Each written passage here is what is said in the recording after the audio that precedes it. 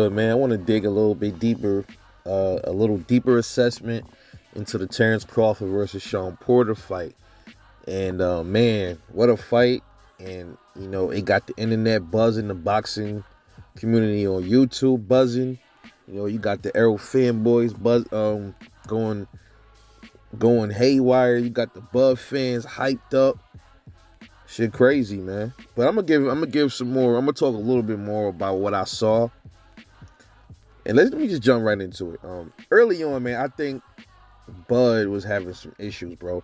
I think Shawn Porter was giving him he was giving him issues.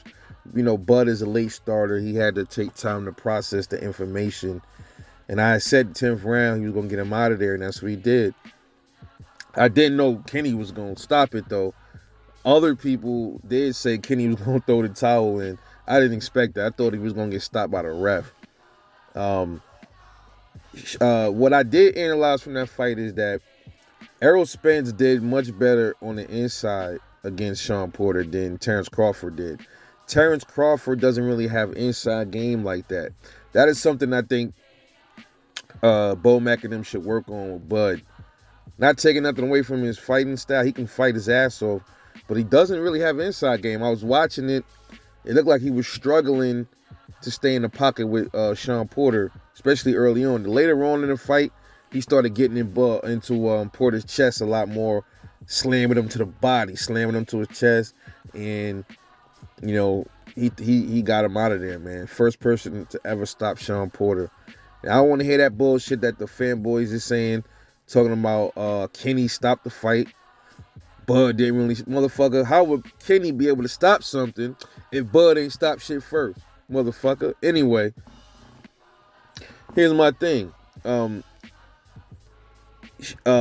Terence Crawford, he didn't dominate. I don't think he dominated the fight. He was having his issues, but he overcame adversity. That is what we wanted to see. Errol Spence overcame adversity against Shawn Porter.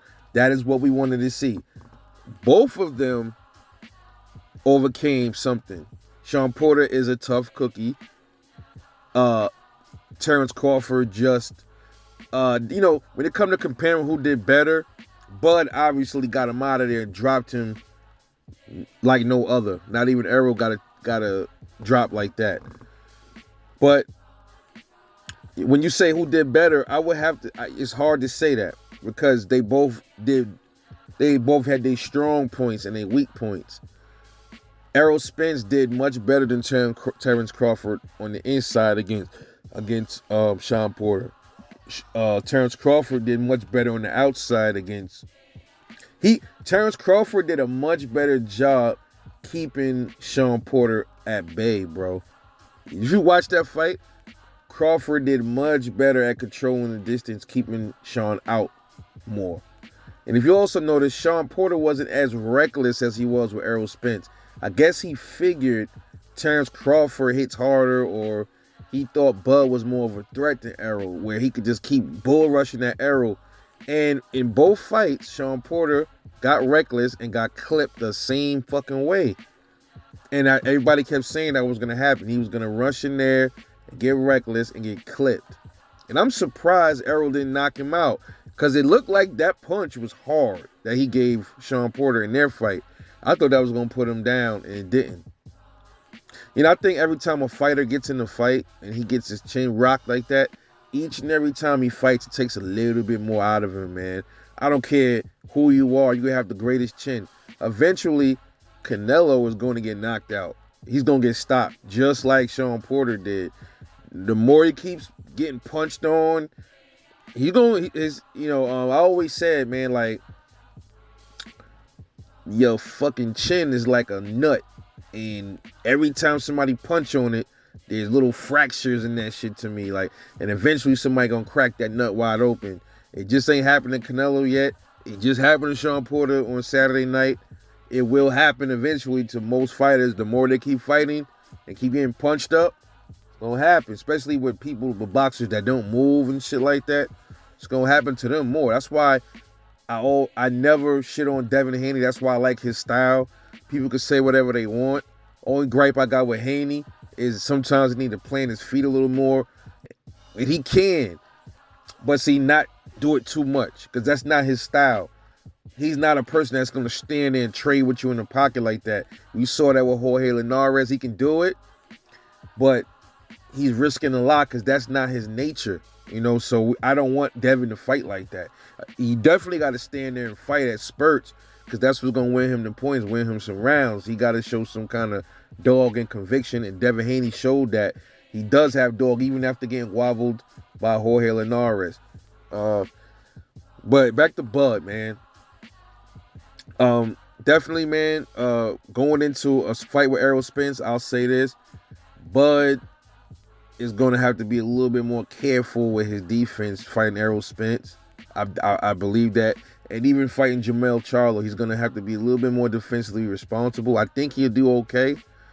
I think Bud, I'd love to see how his power transitions to 154. I think Bud could possibly fucking stop Jermell Charlo. If he strengthened up his body and his power carries over, he could potentially stop Jermell Charlo, bro. I believe he could do it. I really do. I do. Because look, Tony Harrison, great boxer, decent pop. Tony Harrison looked like he was going. It was times in that fight, man, where it looked like, motherfucker, man, he's about to like really have it was going to be an upset with Jermell Charlo the second fight. It was going to be the same. It looked like he was standing in more in the pocket, trading with Jermell. I just think Tony Harrison ain't have the real pop or the chin to really uphold to Jermell Charlo. He was getting hit though, but I guess he got clipped and then, that nut cracked. But Shawn came to fight. Great guy. I like Shawn Porter, man. He's a great guy.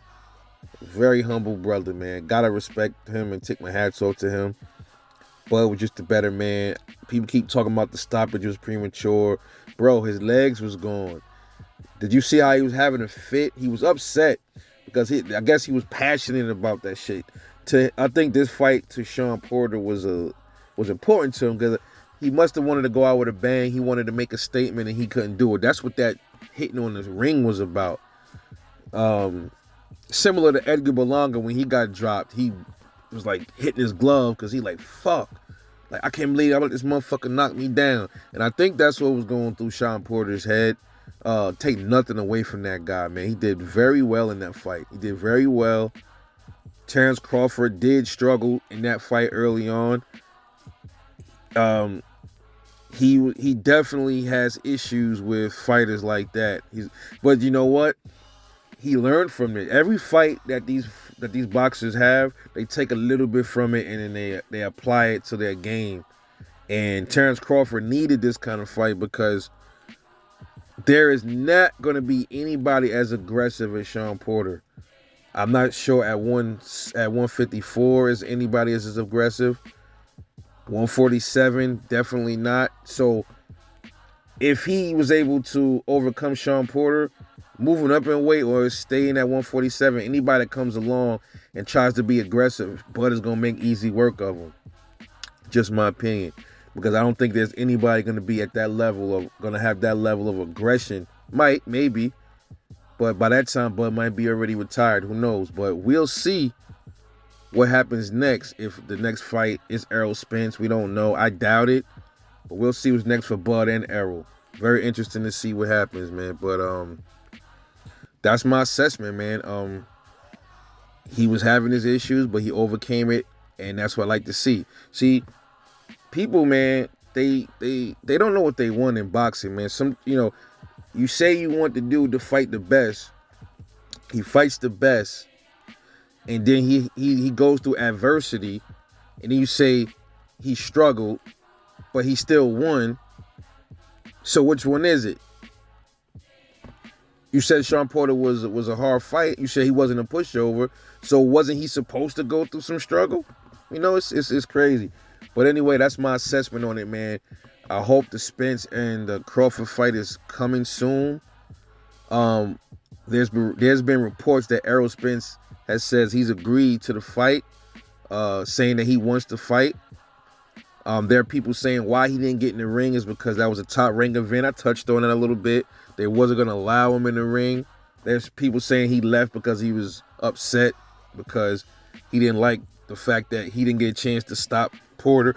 Then there were other people saying he was mad because he thought the fight was prematurely stopped. Oh, a lot of people think he wanted the fight to go on because he was hoping that Porter was going to win on the cards so he can get in the ring and step to Shawn. I don't know. Different opinions. Everybody got their own angle on this. Nonetheless, fuck that. I want to see the fight. Hopefully, man, I want to see it now, but then I also want to see Errol take some kind of a tune-up or something. He says he doesn't need a tune-up. He thinks he's ready to go. If the man is ready to go, fuck it. So be it. Let's see it.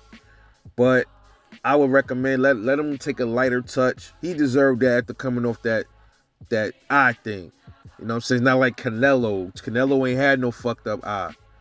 So he has no excuse. Errol got a little bit of excuse, being that he had the eye thing, So we'll see if he takes a lighter touch, or I think they said his mandatory. I forgot the dude name, some Russian dude. But we'll see how it all plays out, man. Let me know what you think. Drop a comment, like and subscribe. I'll catch you guys on the next one. But, oh, wait, forgot. Almost forgot. I had something else to really say about the Errol Spencer Porter fight. That fight is going to be a war.